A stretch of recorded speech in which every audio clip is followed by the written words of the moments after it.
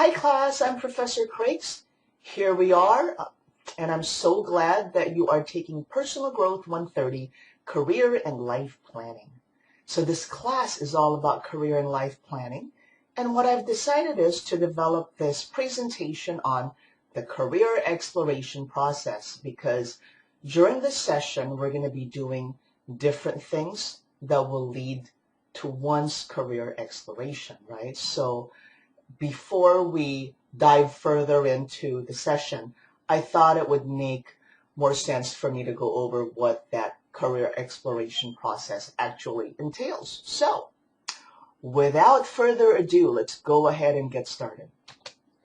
So essentially, class, there are 4 steps to the career exploration process. The first step is discovering oneself. So it's a process of self-assessment. Step 2 is exploration. Step 3, decision-making. And step 4, acting on it and evaluating your decision. Let's go in and start out with step 1. So what happens in step 1? So the first thing to do when thinking about, finding, or changing your career is taking the time to discover things about yourself. It is a time to focus and actually pay attention to you, and this is actually critical, and it's absolutely okay to do so. The type of things that you'd want to ask yourself would be, who am I? What are my abilities? What are my values? What are my interests? What experiences do I have? And what are my strengths, my skills, my weaknesses, my likes, my dislikes, so on and so forth. So it can be a quite extensive process that allows one to go through this process of self-discovery and self-assessment. So it's really important to take an honest look at oneself. So what type of information is designed to help with the self-assessment process? Well, there's career readiness. There's self-assessment through work interests, personality assessments, skills, and values assessments. And also, it's important for one to be able to explore the possibilities. If you're thinking about a certain career, well, what are you going to do about that? Well, you can do different searches. You can search an occupation by name. You can search according to the industry. And the Mesa College Career Center, through this link, has information on what can you do with a major in blank. What can you do with a major in psychology versus sociology versus business. What I highly recommend is for students to compare occupations associated with any major area of studies and compare them side by side. So go ahead and explore the occupations and then actually compare them side by side. So step 2 would be exploration, right? So when it comes to the second phase of the career exploration process, you explore careers through informational interviews and occupational profiles that actually match what you discovered about yourself. So in the first step, you are learning more about yourself. You're taking an honest look at yourself by taking these self-assessments. Well, step 2 is, now that you've discovered things about yourself, you're actually going to conduct an exploration process by looking at different careers and conducting informational interviews. Okay? So what is an occupational profile? Essentially, an occupational profile has a description of the following. There's a lot. Knowledge, skills, abilities, tasks, activities, tools, technology, environment, benefits, education, training, wages, trends, and related occupations. It just has a ton of information about that particular occupation. That's why it's called an occupational profile. So what type of information is designed to help with the exploration process? I have 2 pages of online resources that are available to you. So let's go ahead and go over them, guys. So here you have the California Career Cafe. It's a virtual career center. There's the Career One Stop, and you can do a search with all these information. It's got salary, benefits, education and training, so on and so forth. You can go to My Next Move. You can look at California Careers. You can look at Who Do You Want to Be? California Occupational Guides, Bureau of Labor Statistics, and the Occupational Outlook Handbook. This Occupational Outlook Handbook has always been my all-time favorite. I've used this time and time and again, so I'm so excited that it's available online for students. So you feel free to pause this presentation at any time and check out these links. Okay? Let's look at what's next. Okay, can you believe we're already at step 3, decision making? So let's see what happens here. Okay, so through discovery and exploration, you were able to identify options, right? So this time it's time to decide on actually which path you want to take. So remember, guys, this is not a marriage, right? Note that a student today will have at least 3 different careers and 10 different jobs over a lifetime. So a decision for now is not necessarily a decision for life. Do you know how many times an average college student changes his or her major? Okay, I'm going to tell you the answer. The average college student changes their major, or let's just say it's very typical for a college student to change their major up to 7 times. And there's absolutely nothing wrong with that. So ask yourself, which major or occupational area seems to be the best fit based on the previous step, based on all the things that you learned about yourself, based on the exploration process, the informational interview, and the research that you conducted. Now, does the major or projected plan of study need to be altered? There's absolutely nothing wrong with that.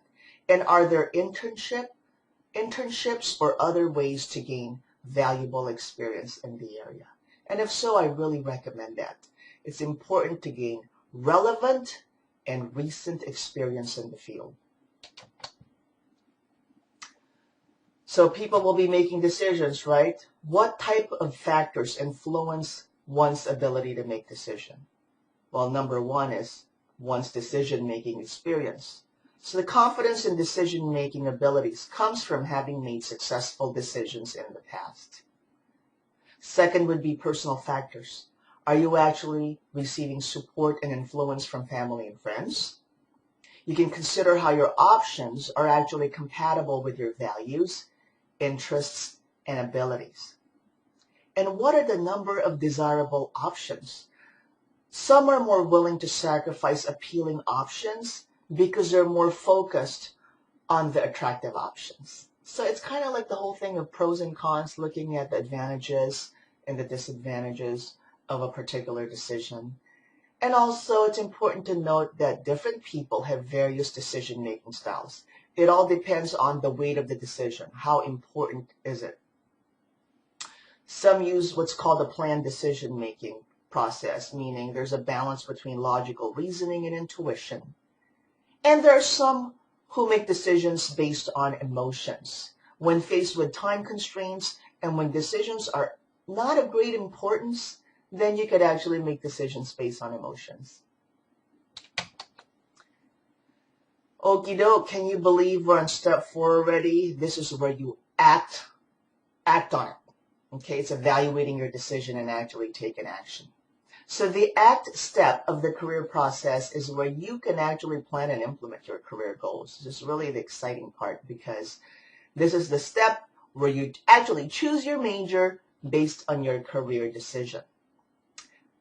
You don't have to, but I recommend that you meet with a counselor to discuss your goals because we can talk to you about that and develop an educational plan and help take you a step closer to your long-term career and educational goals.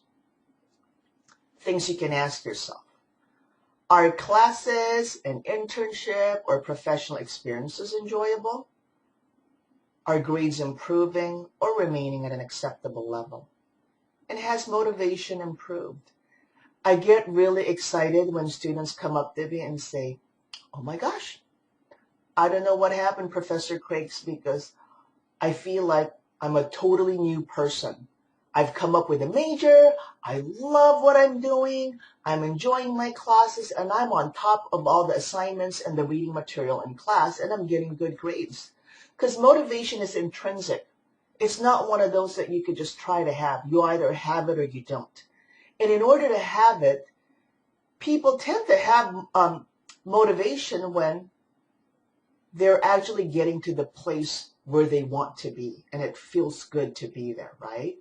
And so my hope for all of you guys is to get to the point where you have that motivation.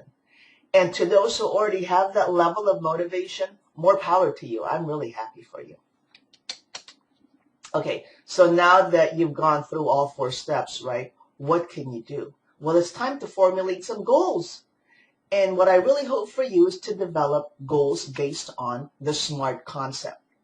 Are your goals specific, measurable, achievable or attainable, realistic, and time-bound? So what's specific mean? Okay, let's go over this. Good performance goals are specific. The common mistake in setting specific goals is stating an outcome rather than specific achievement in order to produce that outcome. So for example, stating become a better person in 200 times is an outcome. But what's needed is a specific achievement that result in someone becoming a better salesperson. So in the process of setting and achieving goals, the first step is to make sure that the goals are specific. That's really important. Okay, M is measurable. So some career newbies find this to be really difficult to do because not all goals are actually measurable. It's really hard. But based on your experience, a majority of good performance goals will have measurable results. So think hard about this step. Sometimes it's a matter of looking at it from another perspective or another angle. So think about the goal's intention, and that actually may help you craft your goal differently. So attainable. So goals that are challenging, yet achievable and attainable actually builds self-esteem, hence confidence. So that can result in more responsibilities and rewards. So some people are of the opinion that goals should be impossible to achieve, yet others make the mistake of making it easily achievable. These goals are not good as they aren't very motivating for you and your manager. So be courageous enough to set realistic and challenging goals that you alone or with the cooperation of your colleagues and other people can achieve. Remember, it's not about setting and achieving goals. You're not setting this alone. So this is just an example of goals that you're setting for yourself versus goals that you're setting at work. You got to think about how does this pertain to what you want to do. Make it attainable. Realistic. So realistic goals are challenging and attainable within the given time frame. Okay, so that's really important. You don't want to make it too difficult or too easy that you lose motivation and you lose sight of the goal. And lastly, time bound. So you always want to provide a time frame when your meaningful and motivating goals will be achieved. So let's look at the beginning of the presentation. We went over step 1, discovery and self-assessment. Step 2, exploration. Step 3, decision making. And step 4, acting, evaluating the decision. Afterwards, we talk about the importance of setting goals that are specific, measurable, attainable, realistic, and time-bound. So I hope you enjoyed this presentation on the career exploration process, and I look forward to seeing you online. Goodbye, everyone.